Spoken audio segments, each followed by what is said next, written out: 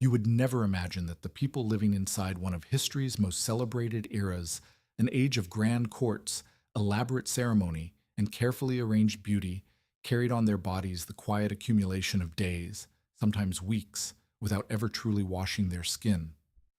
The year is 1509. A new king has taken the English throne, and the world beyond the palace gates moves to a rhythm shaped by habits that no one questioned, because no one had reason to. Water was not trusted. Physicians warned that it opened the pores and invited illness inward, that cold water especially could weaken the body's natural defenses and allow fever to take hold. Bathing was not cleanliness, it was risk. And so the body was managed through other means, through layers of linen, through powders ground from dried herbs and flowers, or through the careful appearance of order, maintained daily while the skin beneath it remained largely untouched.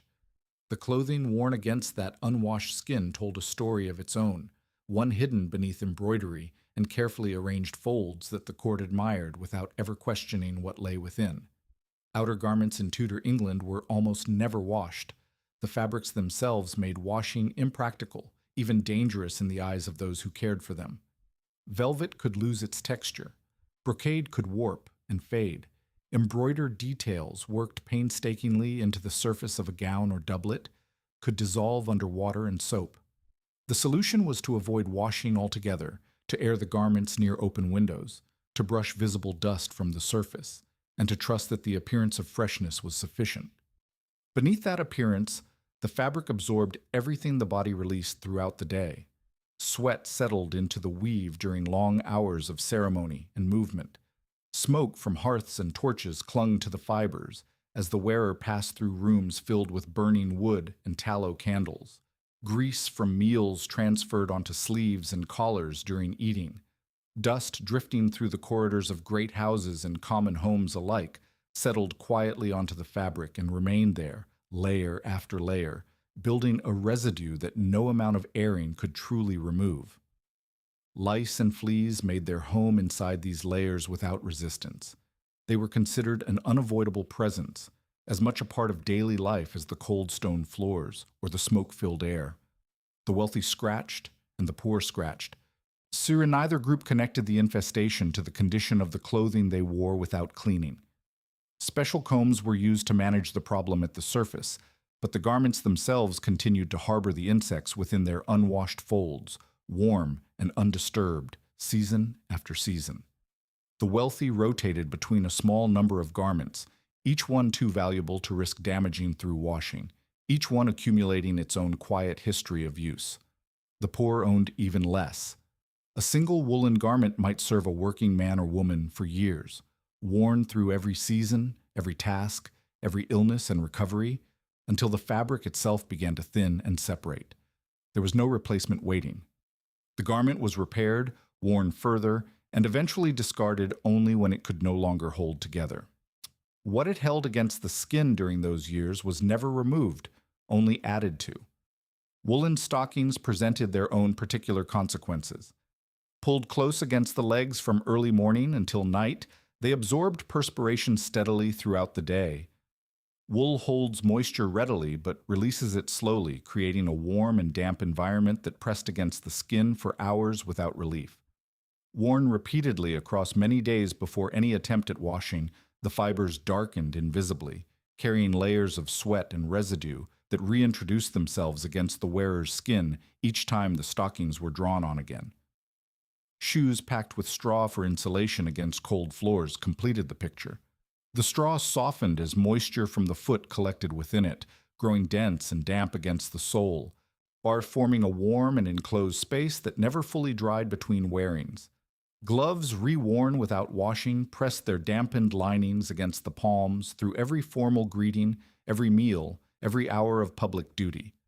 The interior accumulated sweat and oils that hardened slightly as the fabric dried overnight, only to soften again the following morning against warm skin.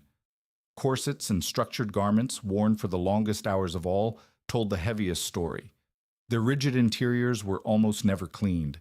The lining absorbed perspiration across months of daily wear, forming a dense layer of residue pressed firmly against the chest, ribs, and back throughout every ceremony, audience, and private moment the wearer endured. The smell of Tudor clothing in public spaces was so constant and so universal that it formed a background presence no one remarked upon, because everyone carried it equally. It was simply the scent of the world, woven into the fabric of every room, every gathering, every embrace. No one questioned it. No one stepped back from it. It was normal, because everything around it was equally so. And if what stayed on the outside of Tudor bodies was shaped by such persistent accumulation, what went into those bodies carried consequences just as difficult to imagine from the comfort of the present day. What Tudor people ate, and how that food reached their tables, reveals a relationship with sustenance shaped entirely by necessity, tradition, and the absence of any means to keep ingredients truly safe. Refrigeration did not exist.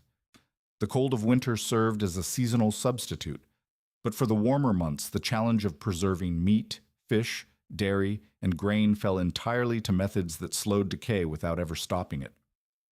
Salt was the primary tool. Meat was packed heavily into barrels with coarse salt, layered and sealed and left to cure for weeks or months before being pulled out and prepared for eating. The salt drew moisture from the flesh, slowing the process of rot, but not eliminating it entirely. What emerged from those barrels after a long winter was often far along in its deterioration, its texture changed, its smell distinctive, its surface carrying signs that a modern eye would immediately recognize as dangerous. Tudor cooks recognized it too, in their own way, and responded with the tools available to them. Marja's spices entered the picture not as simple flavoring but as functional necessity. Pepper, cloves, cinnamon, nutmeg, and ginger were expensive, imported across great distances, and highly valued precisely because they could transform the experience of eating something that had already begun to turn.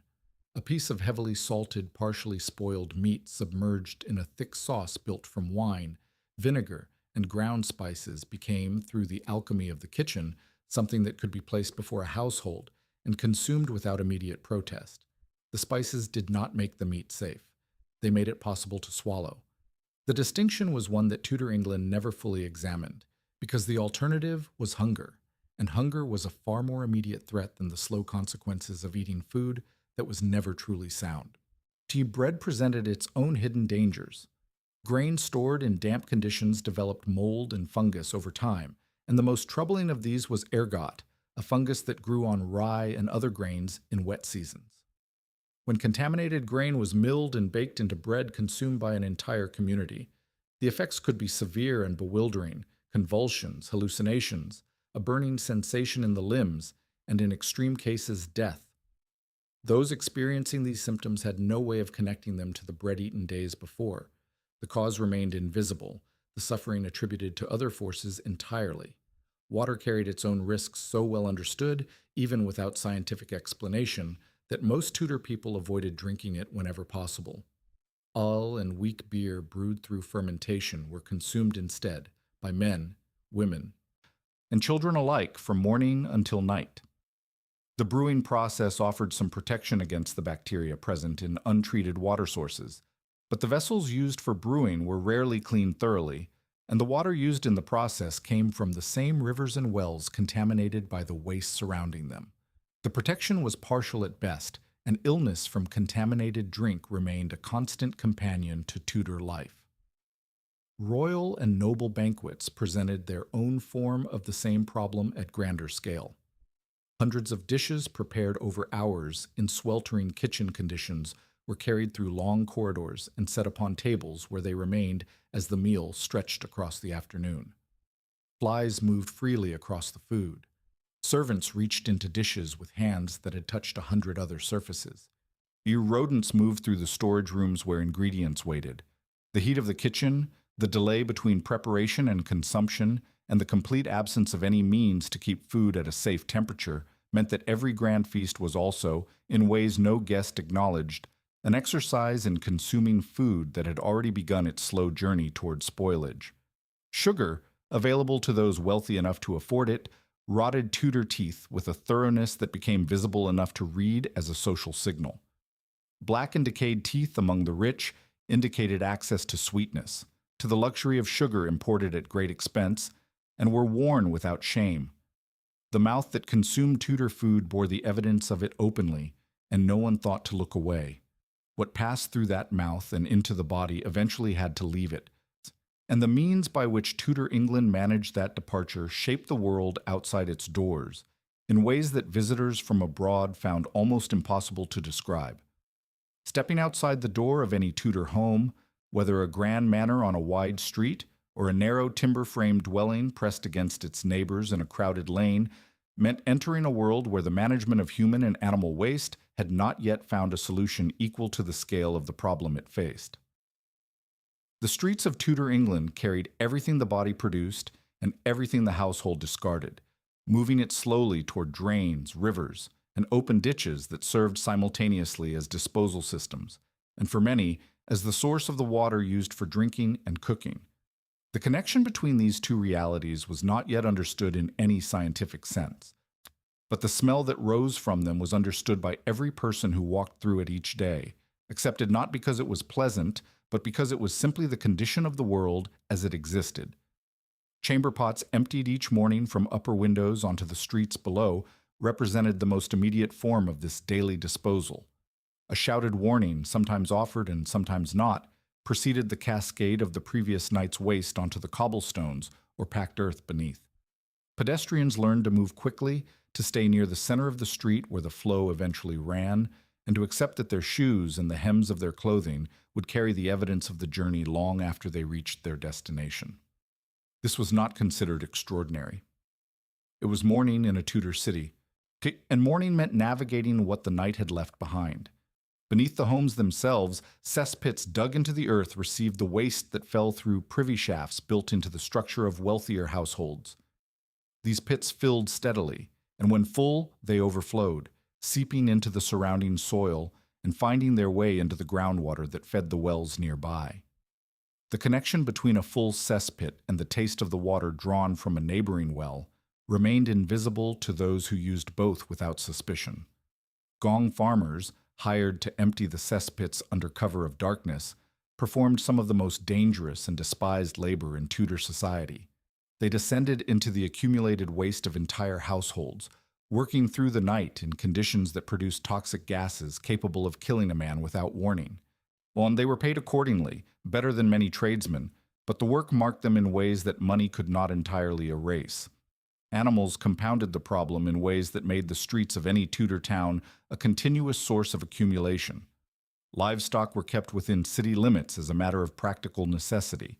Pigs moved through lanes, eating whatever they found. Cattle were driven through market streets to slaughter. Horses pulled carts and carriages across every major thoroughfare, leaving behind a steady deposit that mixed with the human waste already present, and the refuse thrown from windows and doorways throughout the day. Slaughterhouses operated within residential neighborhoods, their drainage of blood and offal running into the same gutters that carried everything else toward the river. The smell that rose from these streets on a warm afternoon was documented repeatedly by foreign visitors who arrived in London expecting grandeur and encountered instead an assault on the senses that they committed to writing with a vividness that makes their accounts uncomfortable to read even now. The Thames absorbed all of it. The river that defined London, that carried its commerce and its traffic and its sense of civic identity, also received the output of every cesspit, every gutter, every slaughterhouse, and every household that bordered its banks. It was also the source from which water carriers drew the supply sold door to door through the city each morning. The same water, the same river. The understanding that would eventually connect waterborne contamination to the diseases that swept through Tudor populations with devastating regularity had not yet arrived.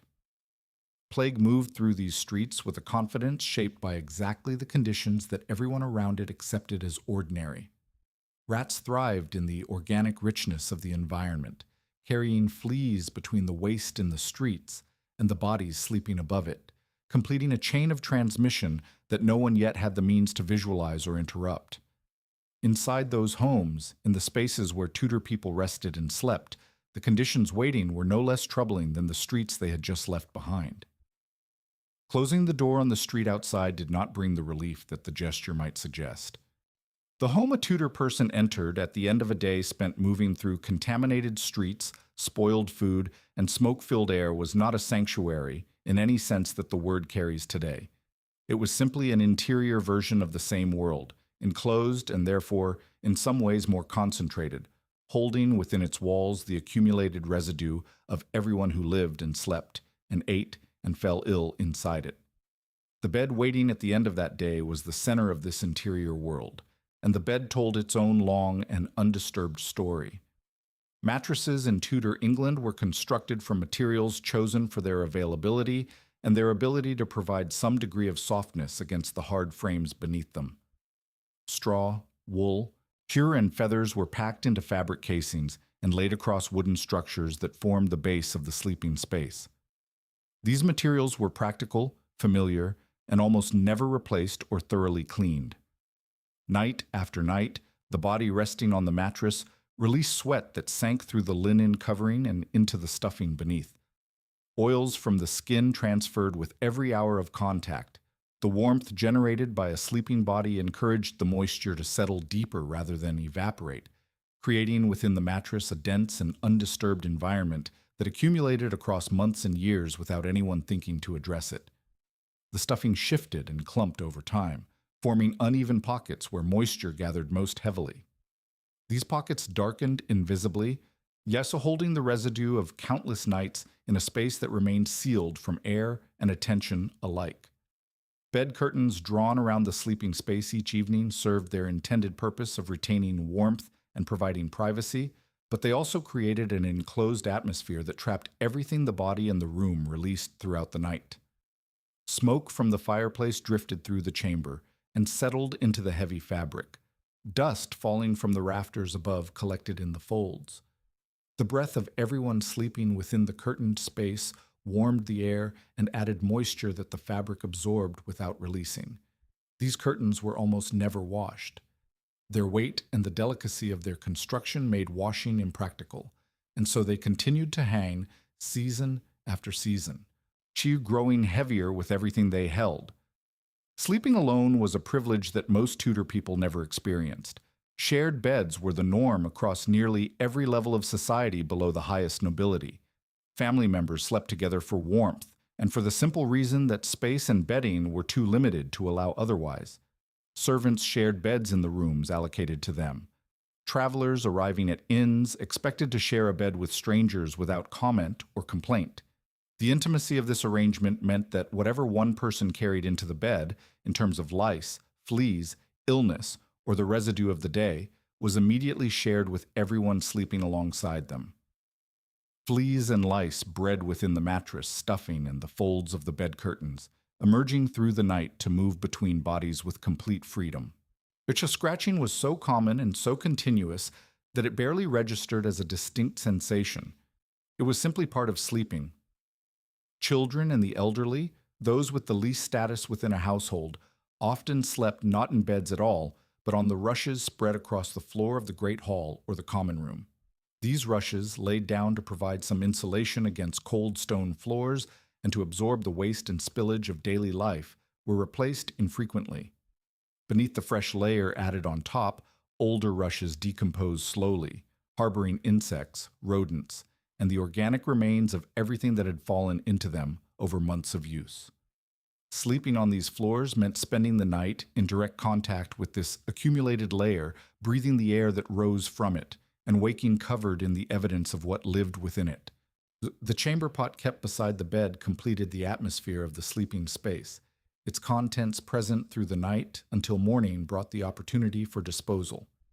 In the enclosed warmth of a curtained bed, in a room sealed against the cold outside, the smell of the night gathered quietly around everyone resting within it, and no one who slept there thought to describe it as anything other than home. From this space, Tudor people woke and turned their attention to the mouth, and what they did to care for it carried consequences just as layered as everything that had come before. The mouth that woke each morning inside that curtained, smoke-filled sleeping space was attended to with a care that was genuine in its intention and deeply limited in its effect. So Tudor people were not indifferent to the condition of their teeth and breath. They understood, in the way that anyone living in close proximity to others must understand, that the mouth presented itself to the world in ways that could not be entirely concealed. Efforts were made. Tools were lifted and applied with daily regularity, and yet the gap between the intention behind those efforts and the reality they produced was wide enough to shape the condition of the Tudor mouth in ways that accumulated quietly across a lifetime, leaving behind evidence that historians and archaeologists have since read clearly in the skeletal remains of people who believed they were doing what was necessary. Tooth cleaning was performed with whatever materials were available and considered appropriate. Your rough linen cloths were rubbed across the surface of the teeth to remove visible residue after eating. Small twigs from certain trees, their ends frayed by chewing into a soft brush-like form, were used to work between the teeth and along the gum line. Bristle brushes constructed from animal hair bound tightly to a handle of wood or bone appeared among wealthier households and were used with powders designed to clean and whiten the surface of the teeth. These powders were made from materials that carried their own consequences: burnt bones ground to a fine consistency, crushed eggshells, powdered chalk, dried and pulverized herbs mixed with abrasive mineral compounds. Applied daily with a brush or cloth, these mixtures removed surface staining with an efficiency that came at a cost: the slow erosion of the enamel beneath, leaving the teeth increasingly vulnerable to the decay that the powders were meant to prevent. The brushes themselves were rarely rinsed thoroughly between uses. Stored in the still air of a chamber where ventilation was limited and warmth from the fireplace kept the environment consistently damp, the bristles retained moisture from each use and held within their tight construction the food particles dislodged during cleaning. These particles softened in the damp warmth and provided exactly the conditions that bacteria required to multiply undisturbed. When the brush was lifted again the following morning, it carried the residue of every previous use back into the mouth, pressing it against the gum line and between the teeth with each stroke. The cleaning ritual introduced as much as it removed, though no one understood the mechanism behind the consequences that developed gradually over time. Sugar accelerated everything. Available to those with the wealth to afford it and consumed with enthusiasm at every opportunity, sugar worked upon Tudor teeth with a thoroughness that became visible enough to carry social meaning. The black and crumbling teeth of the wealthy were not hidden or mourned. They were read as evidence of access to sweetness, to imported luxury, to a life lived above the subsistence level that shaped most of Tudor England. Queen Elizabeth herself was documented by foreign visitors as having teeth blackened by decay, and the observation was made not with disgust, but with a kind of matter-of-fact recognition of what prosperity looked like in the mouth of someone who could afford its pleasures. Among those who could not afford sugar, the teeth fared differently, but not necessarily better. Worn by coarse bread, damaged by abrasive tooth powders, and lost eventually to the gum disease that progressed without any effective treatment. Tooth extraction was the final answer to pain that had grown beyond tolerance. Barber surgeons performed the procedure in public, in market settings, with tools designed for grip and leverage rather than precision or comfort. No anesthesia existed in any form that could genuinely interrupt the experience. The tooth was gripped, worked loose, and removed while the patient endured what had to be endured, in full view of anyone passing by. The extracted tooth joined the accumulated evidence of a life spent managing the mouth's condition through masking, suppression, or to an eventual removal rather than through any understanding of what was actually happening within it. Breath was addressed through cloves held on the tongue, through scented water used as a brief rinse, through herbs chewed between meals to release fragrance into the air. The underlying causes of what the breath carried were left entirely undisturbed, tended to in appearance only, in the same way that everything else in Tudor daily life was managed, with the surface made presentable while the deeper reality continued quietly beneath it. The people living through 1509 were not careless. They were not indifferent to their own comfort or to the health of those around them. They were doing precisely what their knowledge, their environment, and the traditions handed down to them confirmed was correct. Fear of water shaped how they cleaned. Belief in humors shaped how they ate.